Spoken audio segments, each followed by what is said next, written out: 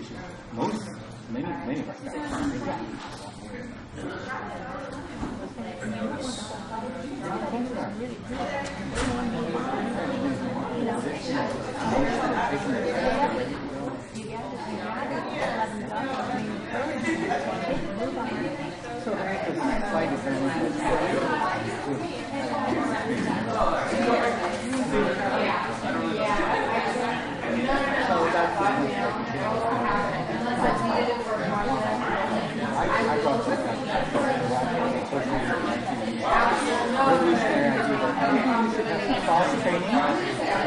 People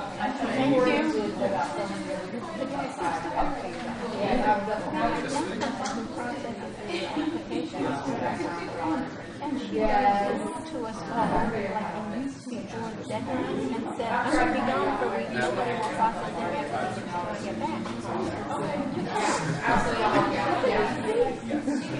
Yeah, so I told them, humor me, and then now because there's no turnover. Yeah, absolutely has to be. We're going to get started, people. Get some food.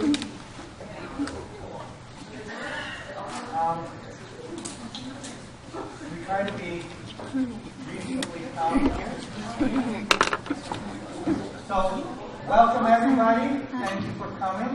Before we introduce the speaker this week, our speaker for next week is Nathan Mensa, who's an associate professor at the Polytechnic Institute, and next week's talk is also sponsored by the ASWE Student Chapter. So brought to you by your friends at the ASWE Student Chapter. Speaking of which, do we have announcements from the Student Chapter or from ENE-GSA? So one from the Student Chapter. We will actually have this room after the talk. We'll have an extended Q&A session with some grad students from Dr. Menser's group. So if anybody wants to stay and have more information, ASWE will be hosting that next week after the seminar. Oh, so that's after next week's seminar, yes. After Dr. Menser is finished? Yes. He'll be staying with some grad students. Here. Very good. So, just stay. Excellent idea. Other announcements? Yes. Today's Debbie's birthday.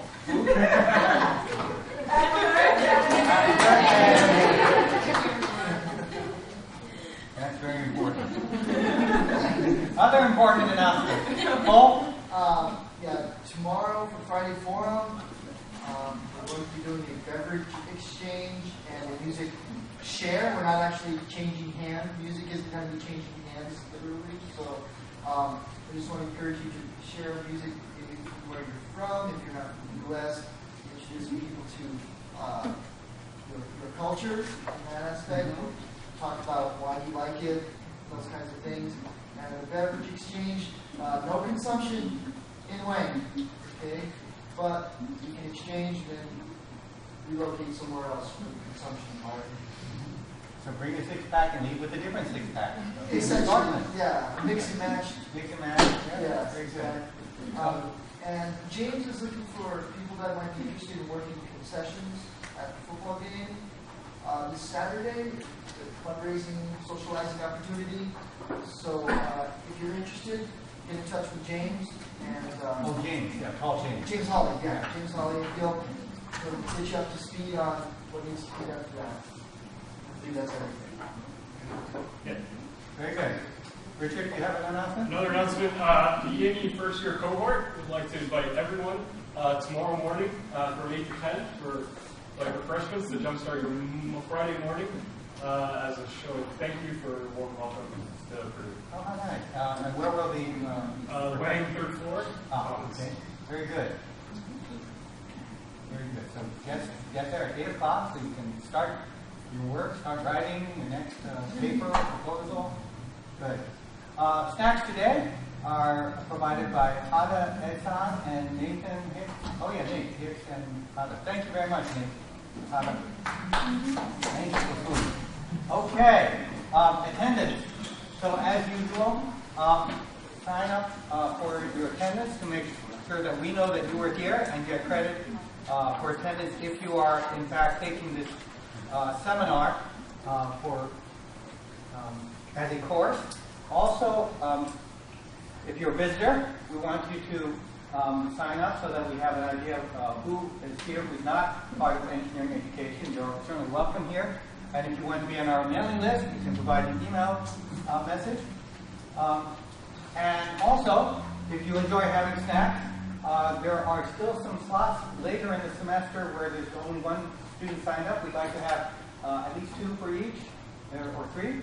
So those who enjoy snacks should provide snacks. That seems reasonable. Okay, our today's talk is being recorded by Boilercast, and today I'd like to introduce our speaker. Audeen Fentiman is Associate Dean for Graduate Programs and Graduate and Interdisciplinary Programs in the College of Engineering. So please welcome Dr. Fentiman.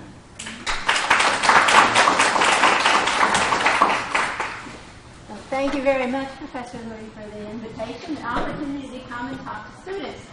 I was asked to do this in 3 parts, the first one being a little bit about my career path. Evidently, students in E&E are interested in what career paths some of the faculty members have taken. And then, of course, to talk about the topic that was advertised. And, by the way, leave plenty of time for questions and answers and discussion at the end. So I'll try to get all of that in.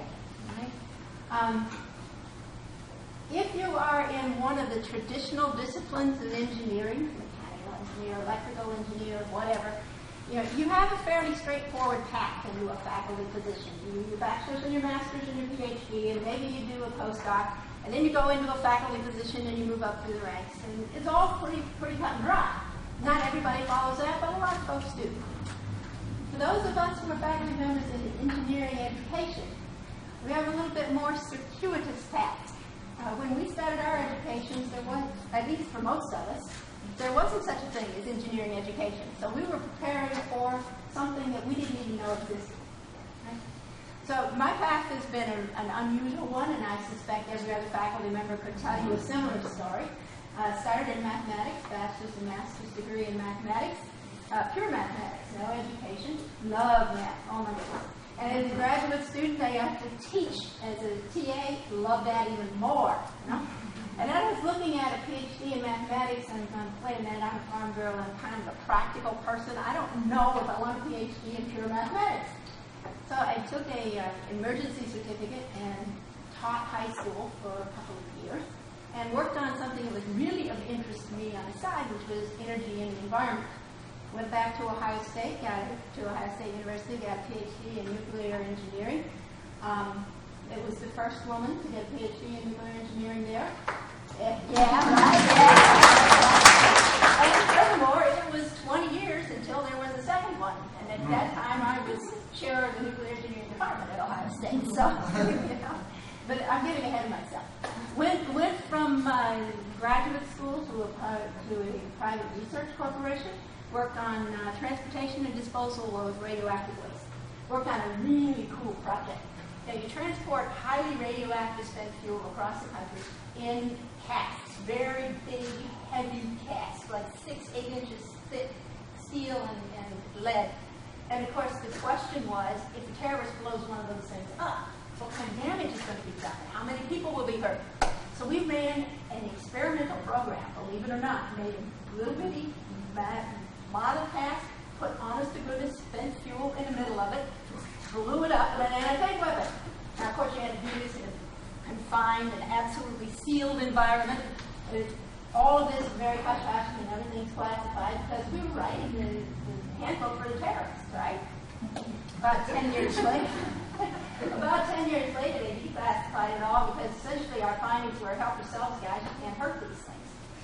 So, anyway, worked on that for a while and moved up through that organization and began to manage groups of engineers and found myself coming back to my education roots because a lot of the people who were working for me couldn't do the kinds of things I needed done in this company. So you'll see these threads of education and energy and environment running throughout my career. So while I'm working at this company, I get a phone call from one of the nuclear engineering professors at Ohio State. He says, hey, we've got a first-year engineering program here. They called it engineering graphics there. And they're looking for a faculty member who's taught and has industry experience. Would you be interested? Made the move to Ohio State. After being there for a while, got an opportunity to lead a team that revamped the first-year program so that they actually did teach the things that I thought were useful to people who were working in the engineering world. We did the hands-on, team-oriented, gather the data, do the analyses, lots of writing, communications, the kind of things that eventually became AVET 2000. So we did that and moved on. When the whole organization was reorganized, the College of Engineering was reorganized. They moved engineering graphics into environmental engineering, so I got a chance to work with environmental engineering again. Became director of the environmental engineering interdisciplinary program. Then nuclear engineering needed a chair. Was selected for that. Sitting there minding my own business, running the nuclear engineering program, got a call from Purdue. Would you be interested in moving? We came over here and right. So it's a strange career path, but I imagine almost any faculty member at E&E could give you the same kind of story, winding story. Okay, well, almost all of those transitions that I talked about from one place to another happened because I happened to know somebody who knew that there was a need. And almost all of those people I met through a professional organization. So I want to talk to you today about professional organizations and how you can use those to jumpstart your career. I think some of you know a little bit about this, but there's a whole behind-the-scenes operation that you might not be familiar with, and it's a place where you can make the connections that can make a difference in your career. So I want to talk today about what skills and attributes employers are looking for. You probably know most of these, but I'll just reinforce that. We'll talk about how the employers learn about your skills, and then how you can use professional societies to showcase your skills. I want to talk about the structure of professional societies, because when I say use professional societies to showcase your skills, I imagine most of you are thinking, I'm going to give a presentation at a conference, but there's a whole bunch more to it, and we want to talk about how you can use that. And then finish it up with a little bit on networking. I mean, once you've met these people, that's fine, but you want to build them into a network. And how can we do that? I have a few thoughts on how you might do that. So the skills they're looking for, I don't even need to read those. Those are all the usual ones that you're familiar with. Where do employers see your skills? Now, whether they be in interviews or internships, these are either small audiences or limited time. You don't get exposure to a broad group of people. But if you're working through a professional organization, let's say you're giving a paper, often you're talking to 15 to 50 people, but sometimes as many as 500. A lot of people get to see. There are people from companies, from national labs, from universities, and people at all levels of decision making. So you get to talk to some CEOs as well as some technical leaders and so on. You get a chance to ask questions of the speakers. You get a chance to join in the conversations. People get a chance to know you and to, it's amazing. If somebody asks a really insightful question, a speaker will notice that. Hey, that was a good question. That person is thinking. I need to know more about that person. So even if you're not the person speaking, sometimes you can make an impression. Right? You can also, of course, through the professional organizations, publish papers, and I imagine most of you are well aware of that. So how do you make effective use of the conference when you're there? And the first thing is you want to make a splash. You want to make an impression. You prefer it would be a positive impression. I mean, you can go the other way, but we prefer. So you want to practice your presentation. Practice it with some friends. Often mentors will have a session for you to practice before you go. Make sure that you've got your presentation down pat. Then make a plan for attending that conference. Not just, I'm going to go give my presentation and I'm going to collapse. No, you want to think about what sessions are you going to attend. What events will you attend beyond the sessions? There's a lot more than just the technical sessions. There are all sorts of hospitality suites that companies have. Universities often will have suites where people can come and talk with them. Thinking about being a faculty member 4 years from now, it doesn't hurt to begin to talk with some faculty at the university you like now, so that you're a known quantity when it's time to look for a job. Think about who you're going to meet. You know, you get the program ahead of time. You see who the authors are. You know, if there are some people there working in your area and you say, oh, I really wish I could talk to this person, put them down on your list and go see their paper and talk to them. Professor Louis was doing this because you would be surprised. I know when I was a grad student, I would think, oh my, that person would never talk to me. I don't dare ask them anything. And for the most part, people who are reasonably well known in the field are eager to talk to students. If you go up to them and ask a question, they'll take the time to talk to you, unless they happen to have some other commitment, in which case you can happen to have a business card, you know, or ask them for theirs, you can follow up later. But take advantage of that. Know who you'd like to talk to, and then do it. Just talk to them. And then follow up. Make sure that you follow up. Share what you've learned with your colleagues back here. If you've learned something really interesting, tell the other students here about it. And then contact the people that you met. Talk to them. Follow up. Okay. So that's giving the papers. There's a whole other world to these organizations beyond giving the papers. You know, behind the scenes, somebody has to set up all of these sessions. They have to make sure that everything is organized and ready to go.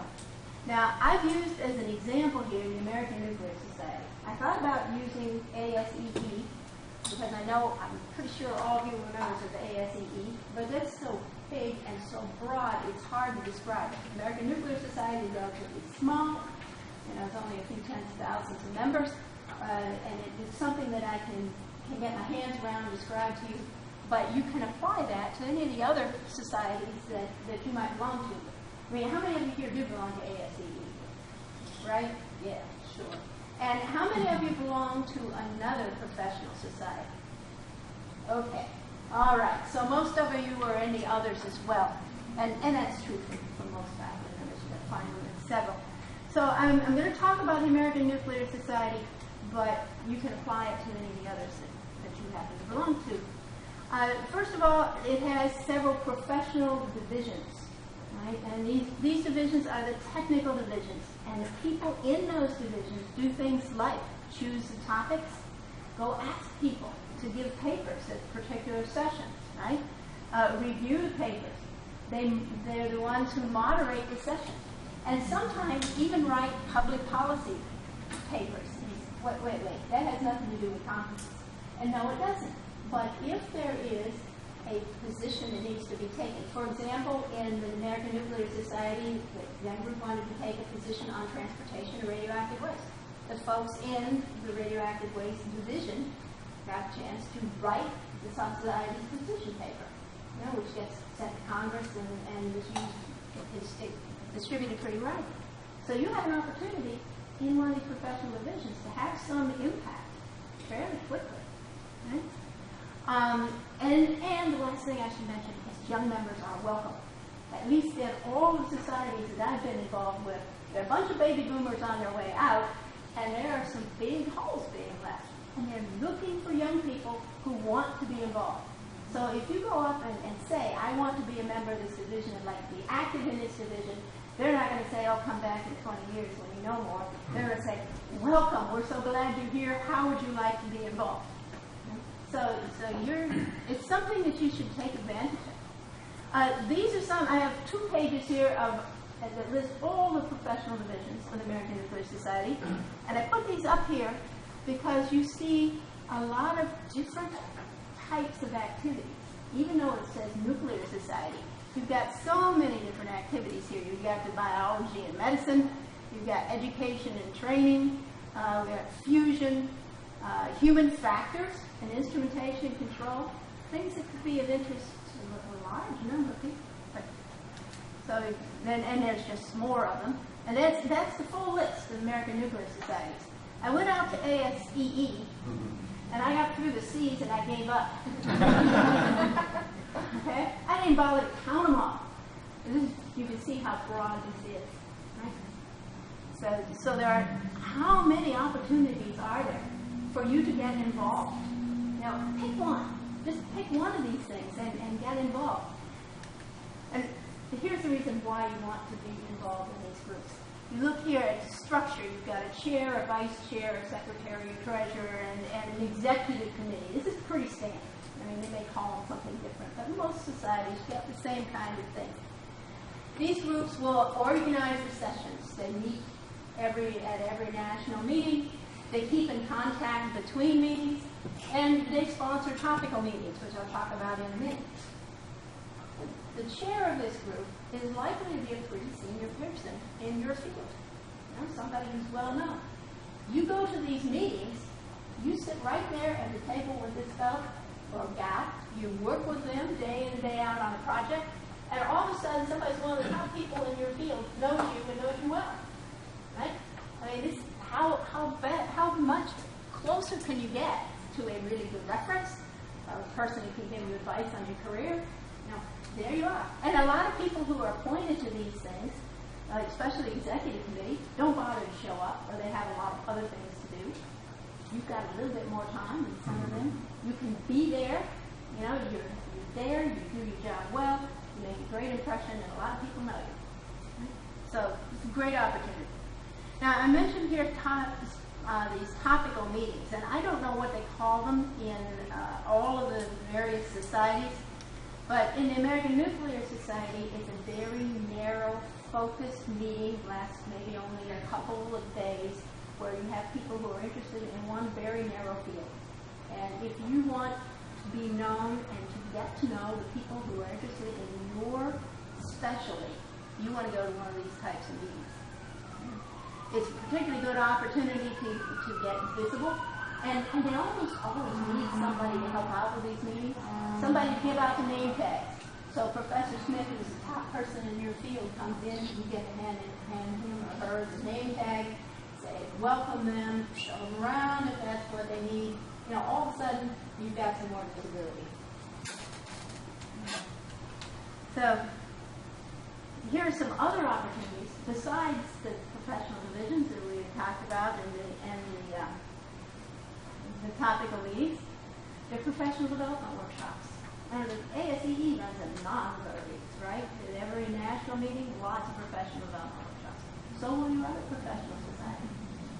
Find the ones that are of interest and go. A&S runs, American Nuclear Society runs a lot of media workshops. In case you hadn't noticed, the nuclear business doesn't always have the best media coverage. So they're interested in getting those of us who are in the nuclear business to be better at dealing with the media.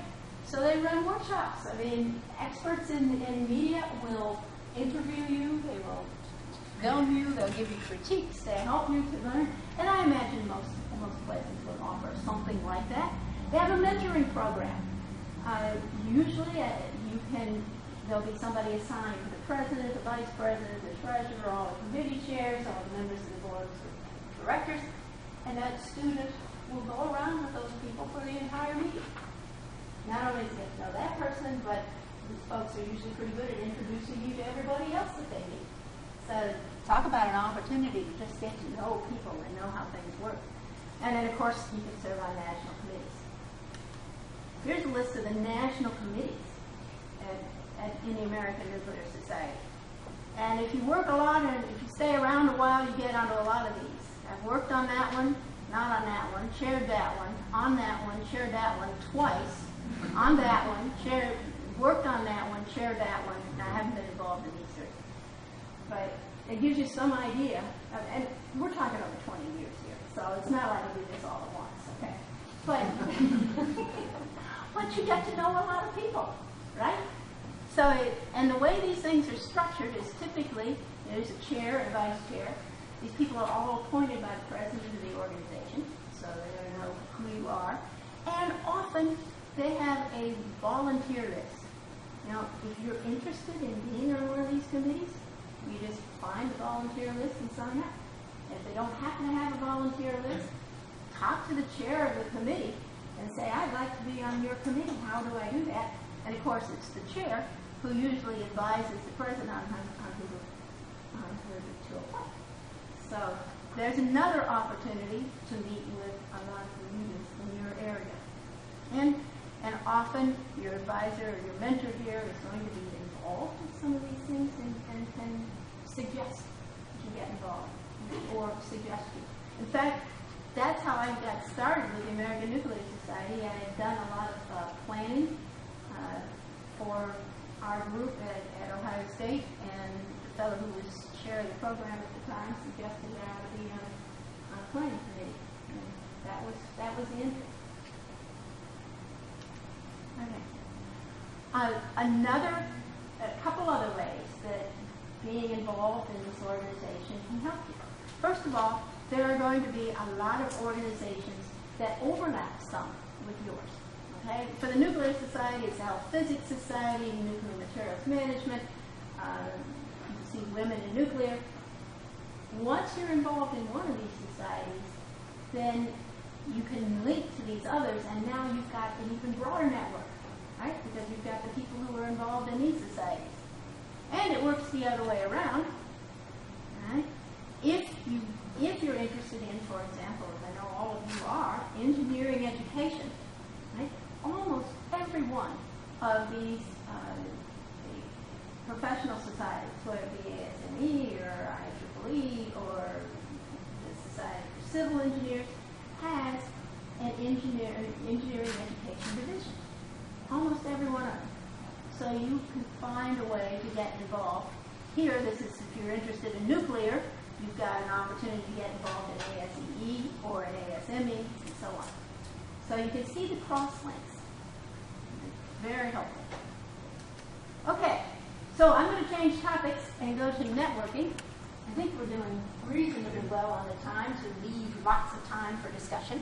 So let me just ask here, stop for a minute and ask you questions about organizations and how to get involved in organizations. Yes, sir. So you mentioned that a lot of baby boomers are on their way out. And you're looking for younger people to fill in those empty seats. Yeah. But I'm wondering, how do you navigate that space when the people that are leaving don't necessarily think the same way that these younger people are? You know, baby boomers are coming out, Gen Xers are coming in, millennials. I mean, how are they open to the new ideas, or are they just wanting younger people that think the same way that they do?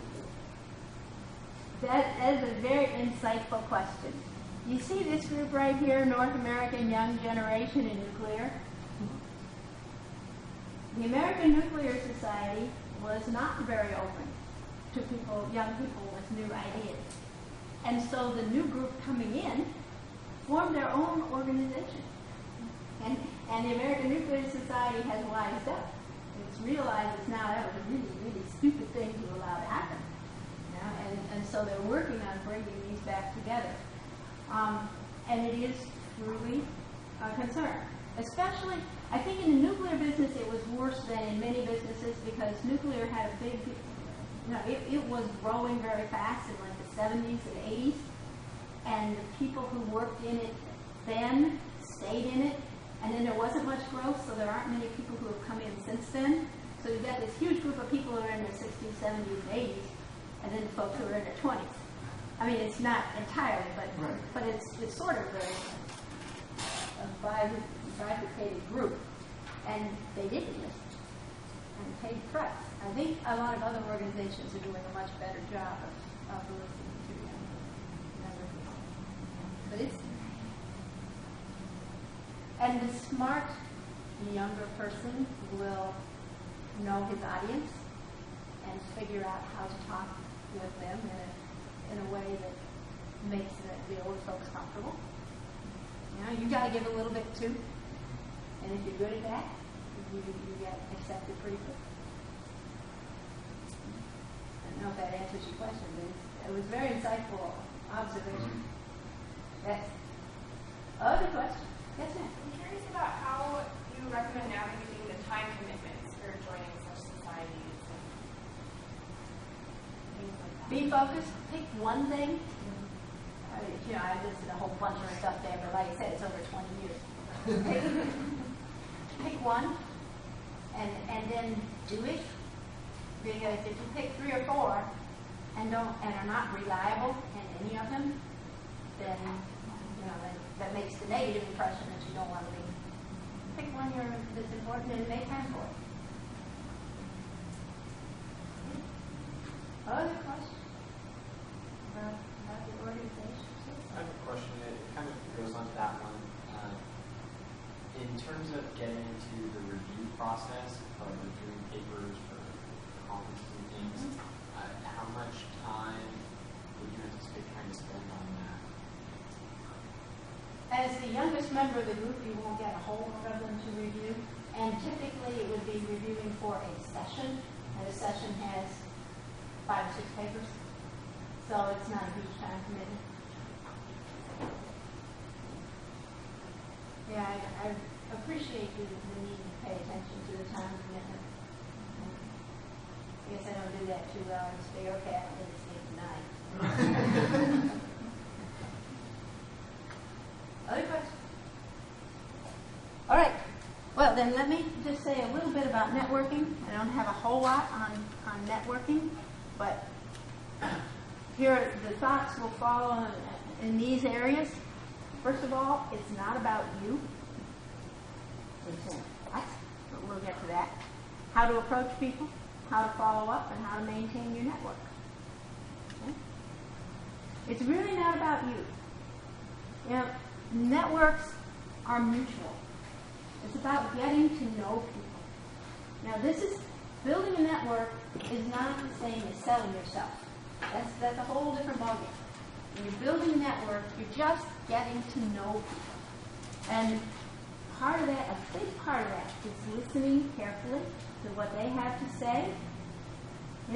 If you spend time talking with somebody, you've met them for the first time, and they do all the talking and you just sit there and listen, by the time you finish, for the most part, you're going to think, okay, fine, thank you, and walk away. Unless they're a really, really engaging person. But if you ask people about themselves and you let them do the talking, when they walk away, they're typically feeling, I really like that person. Now, if you're genuinely interested and you pay attention to them, then they have a positive impression of what's going on. So, yeah, it's not about selling yourself, it's about listening to others. And to help them expand their networks. I mean, sure, they're going to help you, but if you can help them expand their networks, that's wonderful. I mean, I guess you get to a point in your career, and I'm probably there now, where I spend an awful lot of time listening to this person talk about, I need this, and I listen to this person, and they say, hey, I have this, and I don't know what to do with it.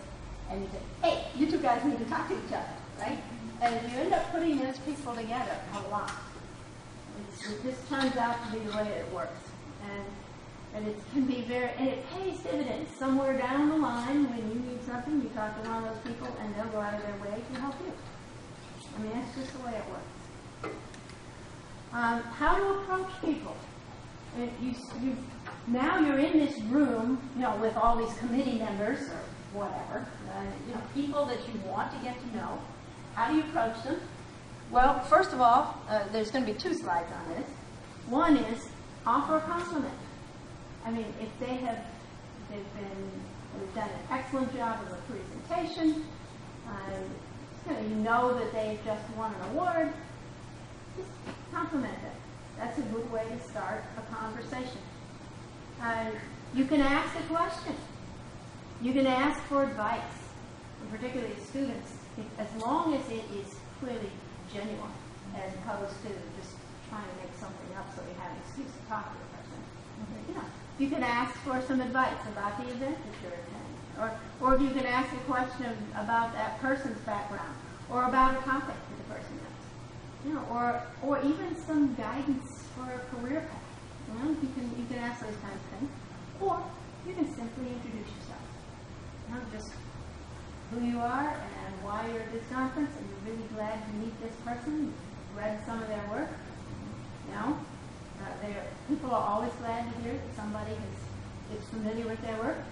Just be sure that you don't do things like people who write to me after a conference will write to me and say, "Dear sir, I'm very familiar with all of your work. And, you know, I get real good with the delete button on that one.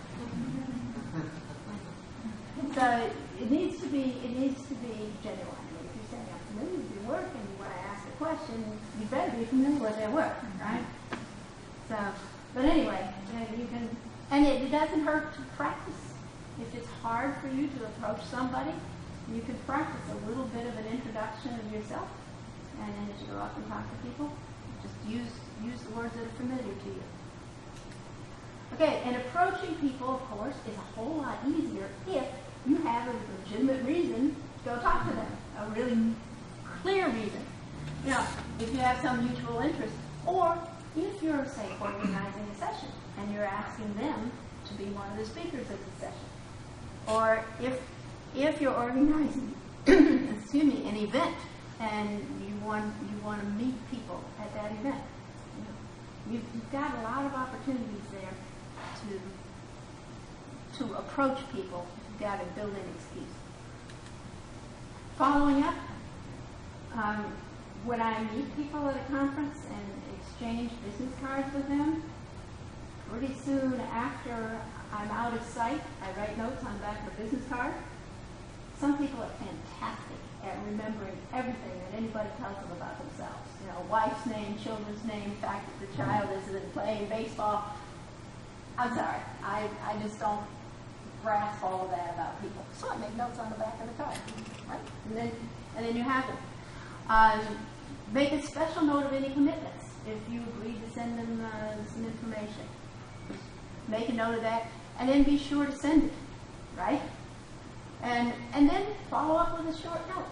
You know, just pleased to meet you. Glad to have an opportunity to meet you. Well, that's all it would take.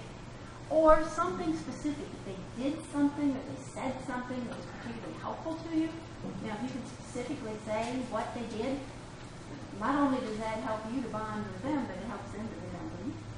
So you might want to do that. Maintaining the network, you want to keep in touch with people. Review your notes from time to time, especially just before you go back to the conference where you might see this person again. Right? Make a point to connect at meetings. If this person is recognized for something, wins a presidential citation, has the best paper, whatever might have happened that they're recognized for, and you happen to see it in a newsletter or in some publication of the society, send them a little note. Say congratulations. Or if you find an article of interest, if you talk with this person about a particular topic and you find another article on that topic, you might send it to them. Usually with something like, you've probably already seen this, but just in case you haven't, I want to pass it along. And then, of course, the last thing there is to introduce them to another person that has a similar interest so that you can help them build their network. So those are things that you can do to maintain the network. So we've covered professional organizations and how those provide you with a number of opportunities and some thoughts on effective networking. And I think I was instructed to leave 10 minutes or so, 10 or 15 minutes for discussion, and I think we did it, right? Yeah. Okay. So, questions and discussion. Here we are. What comments do you have? Cool. Yeah. Yes, I have a question about following up with contacts. Let's say, for example, you have the chance to meet someone and talk with them, and you didn't really have any commitments that came out of it, but the person took the time to get to know you and listen to you and talk with you. So, I guess following up with that, would you recommend just mentioning I really appreciate taking the time to talk with me, or do you think it needs to be more directed toward I'd like to do this, or? Your instinct again is just right. Let me say that as you move up through your career, especially if you don't manage your time as well as you probably should, time becomes very, very valuable. And for me to take 10 minutes or 20 minutes to talk with somebody when I have 3 other things waiting to be done, or 30 or whatever. I recognize that that is a real commitment. And I recognize that many of the people that I deal with, they're in the same boat. They have so many other things they could be doing with their time. And so one of the things that I thank people for most frequently is taking the time to talk with them. I mean, I bet a third of the thank you notes that I send include something about how much I appreciate that they took the time to talk. It really is a valuable commodity. So even if it's not about furthering this connection, but just using that as a means of continuing the connection? When you tell somebody thank you for the time and you show that you recognize that the time is important to them, you have furthered the connection. That was going to be my question. On the opposite side, when you receive a bunch of those emails of people just thanking you for your time, do you actually appreciate them, or do you just think they're kind of kissing up to you? I don't get very many. I send a lot, I don't get very many. I don't know when. Yep, same experience. But I don't send as many as Audeen does. I ask a lot of people to help with a lot, across the college. I ask a lot of people to contribute to a lot of things, and I want to recognize them for that, because that's the way things get done. So you have people working together, and if you don't appreciate it, genuinely appreciate it, and tell them so, they're going to get tired of doing that. But I really do appreciate the kind of stuff. And we've got your chair, your graduate committee here. Those folks put in a tremendous amount of time. And I really, really appreciate the time that they spend. Make a real effort to not waste any of their time and to show appreciation. Listen. I have a question about how to nurturing these network connection. Once you get to talk to each other, have a really pleasant conversation. Yes. So people are all around the country. So how to maintain that was kind of the received to be corporate time. Well, it's by email typically. I don't know. I'm old-fashioned. I use email. I'm sure that there's Instagram or whatever, but I don't. There's only so much time in the day, so I don't do that. Every once in a while, if there's for example, if there's a conference coming up, you might write and say, "Are you planning to attend that conference?" If there's a article comes out that they've written, read your article, enjoyed it, had a question, or most of the people who are in professional societies and who are faculty members are pretty active. They've got a lot going on, and you can usually see something that they're doing that you'd like to just mention. It takes some time. It really does. So you need to sort of be selective. Yeah. Other questions?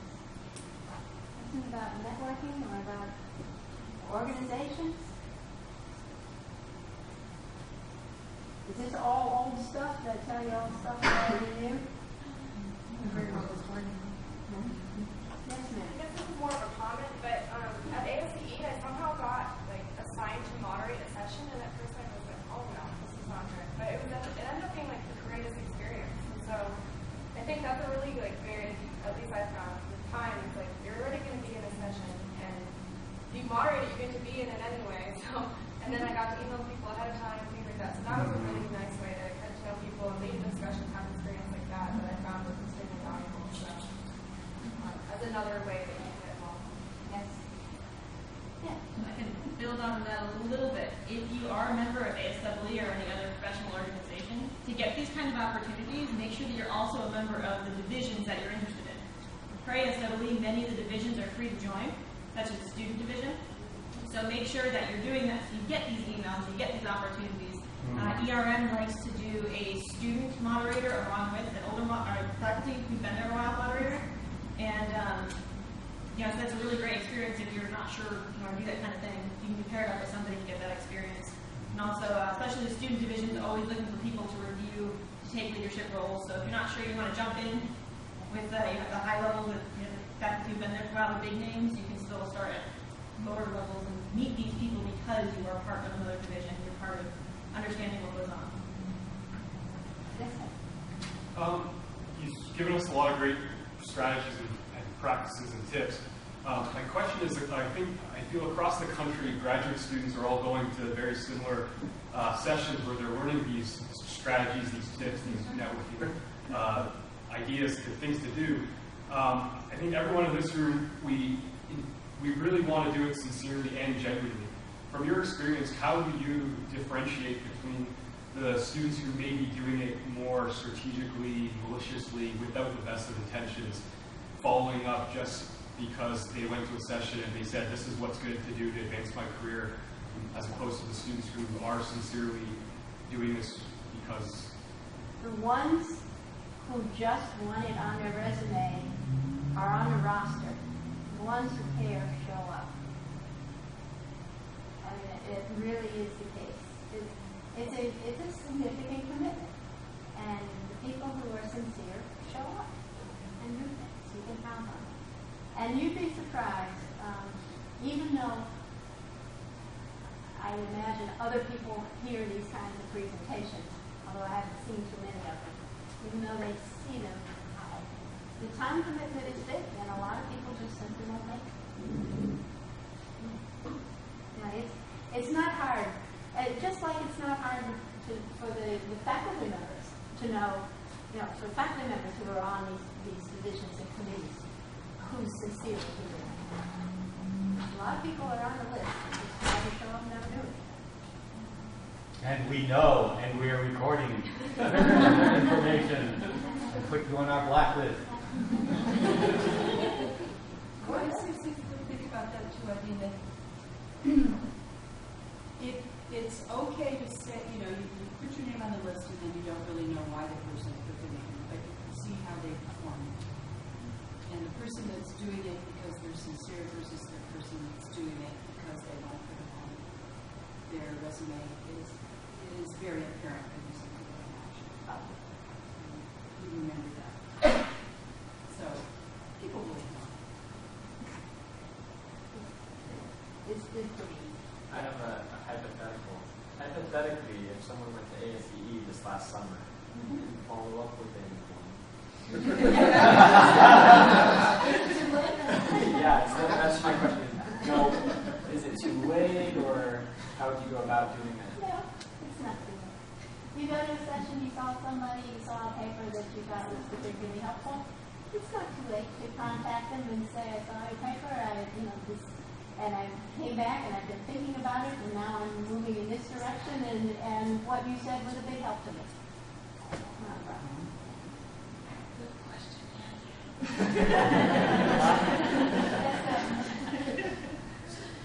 So I've always found it difficult, because I was involved in some of the professional societies in undergrad, to weigh being engaged with some of the students, the people who are my peers, who will kind of come up through the ranks with me, versus being involved with people who are kind of my aspirational peers, my future peers. How would you weigh that if you were in my situation? In other words, do you want to spend your time dealing with people who are your peers now, or people who are somewhat more advanced? Yes, to some extent.